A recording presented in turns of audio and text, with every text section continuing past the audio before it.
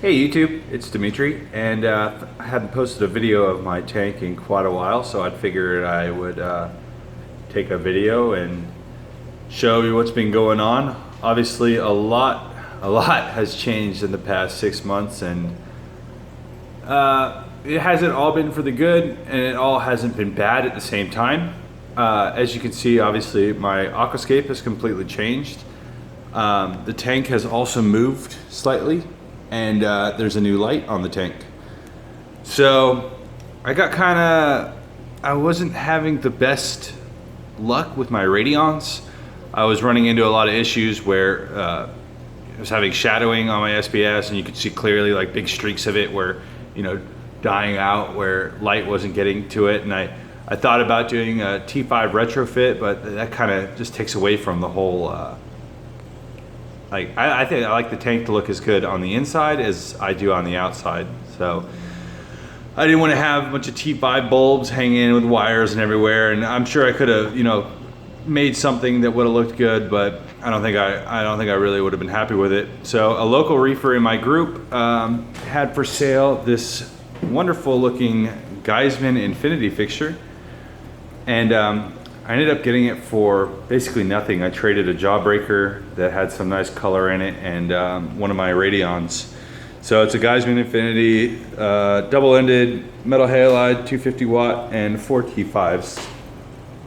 So I don't know if the camera's picking this up, but it was a mocha black. I ended up painting it white. I'm running a Phoenix 14K bulb, 3 ATI Blue Pluses, and one of the new, it's on the right here, can't really tell much of a difference, but it's an LED E5 bulb for a more blue look, so I still have that blue pop. So far I'm really happy with the light. I do miss, obviously, going and grabbing my phone and turning the app on, my radions, and having, showing people like, oh, the lightning storms and this, that, and the other. But the problem I ran into is I can't stop playing with settings on things like that. So I was constantly trying, this new profile from Ecotech, or trying, this guy's lighting setup because he had great results. And I'm sure if I had left it, it probably would have been all right. But I wanted to try something tried and true. I have a couple friends' tanks in the area that run metal halide T5, and I mean, you literally just turn it on and that's it. You don't have to worry about settings or anything like that, just maybe how long you run your metal halide for. So right now I'm running my halide for 4 hours a day and the T5 for 10. And I don't know if it's just this fact that I only have one 250 watt bulb, but the heat from metal halide I think it's greatly over exaggerated. I mean, it might be really bad if you have a canopy and it's an enclosed tank. I can see it getting really hot, but when you have only one bulb and it's just right out in the open, the heat is not bad at all. I made a custom little mounting bracket that I can link if anyone's interested for I made it for about $60, and I wanted something that matched the aesthetics of my house. I have lots of old barnwood furniture and things like that, so I was pretty happy with how this came out. It took me about a couple hours to throw together at my shop. Other things that have changed, I no longer have Vortex. I bought one of the new Gyre, the new 200 series pumps, and I have one pump in there, and I have to say I am quite impressed with it. Yeah, I didn't have much experience with the quiet drive pumps.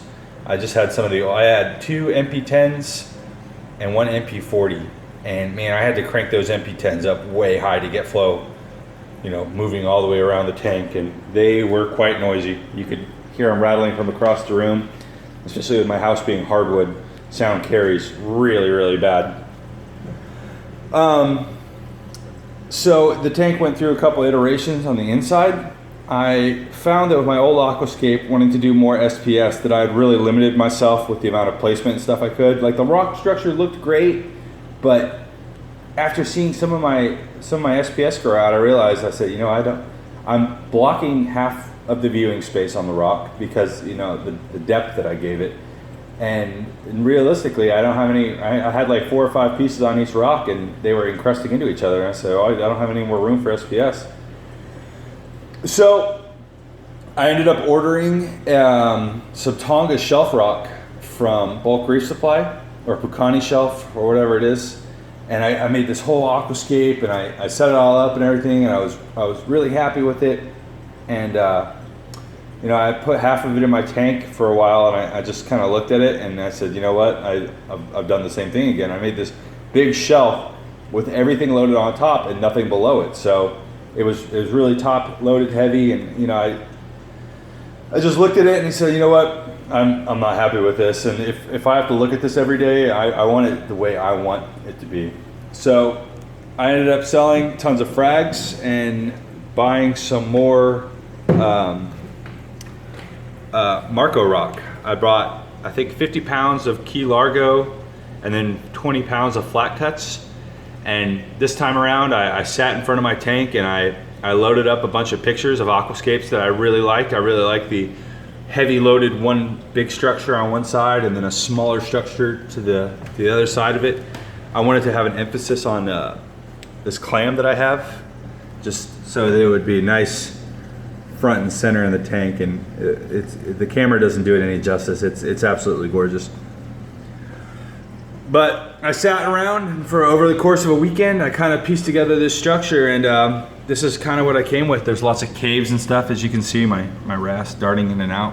The whole bottom of the structure is hollow. See, it came out there. So it gives lots of, it sounds weird, but the fish are happier with this rock. They're constantly darting in and out. They're out and about way more often, so I think they feel a lot safer being knowing they have that spot that they can go to. Coral wise, I sold a lot of my stuff, but recently I've picked up a lot of really nice reef raft pieces, and I'll just kind of slowly go over my rock work here. But I am loaded on frags. I don't think I have a single spot anywhere in the tank that I would feel comfortable putting another frag without worrying about it growing into itself. A couple other things I picked up. I got a nice Jersey bounce that has some bubbles on it, but obviously still haven't come out yet. My Sexy Corals Dynamite, doing all right with the light change, but everything's kind of in shock. And I don't have it out right now because my clowns were hosting it, but my WWC bounce is in there along with my other jawbreaker. The clowns were hosting the bounce, so I had to move it in there, and then my jawbreaker actually jumped off the plug and almost floated away, but I ended up catching it. I don't know what that was. But regardless, it left a nice baby for me on the plug where it jumped off, and it's got a nice streak of red in it, so I'm really excited for that. Other than that, I'm very happy with where the tank is at right now, and I don't plan on changing anything. I don't plan on any rock. I'm pretty much loaded up on frags, so at this point I'm on cruise control for just watching alk, calc, magnesium, just doing basic maintenance, and at this point just letting it grow out and enjoying the tank. And it actually feels really good after this many years of screwing around with tanks and changing this and moving from LED to T5 and not liking this, and it feels good to be at a spot where I can look at it and be like, yep, I'm pretty happy with where this is at now, and I'm ready to just let these colonies grow out. And I've been in the hobby for 5 years, and I've changed tanks so many times and changed setups so many times that I don't think I've ever really had the time to let a tank mature to the point where I have big colonies and things like that. I came close to my BioCube that I had for a while, but it was all zoas. But I was at the point where there wasn't a single piece of rock that you could see. It was just covered in gorgeous zoas. So I'm hoping to get to that point this time around. I have backup generators and everything ready to go, so I'm pending, like, knock on wood, that there's no serious issue or tank crash or anything like that. I think I'm pretty much set and ready to watch this thing just grow out. So I'll post videos or If anyone has any questions, please feel free to comment and like and subscribe if you want to see it more, and I'll try to be more frequent with posting up videos. All right, thanks.